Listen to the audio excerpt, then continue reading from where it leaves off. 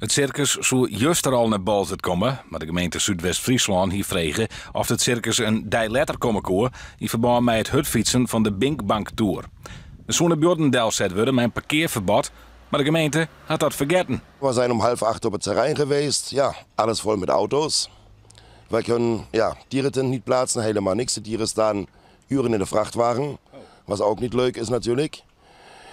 Zijn we bij de politie geweest. Ja, die mensen die hebben heel goed meegewerkt, gebeld, maar die gemeente doet helemaal niks aan, zeg ik maar, zoals het is.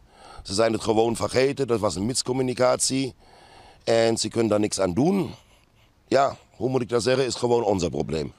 Wat Sienekker van de Gong van Zaken vindt, houdt het maar fatsoenlijk. Dat mag ik zo niet zeggen wat ik daarvan denk, maar ik zeg het maar op een netje manier. Het is gewoon belachelijk van die gemeente dat het te veel moeite is die borden te plaatsen. Ze hebben het ons beloofd dat te doen en bedankt dat wij meewerken. Dat is op zich ook geen probleem, maar nu wordt het voor ons lastig dat we het werk graag krijgen. Voor de tent opzetten, dierentent opzetten. Morgen om 3 uur hebben we de eerste show.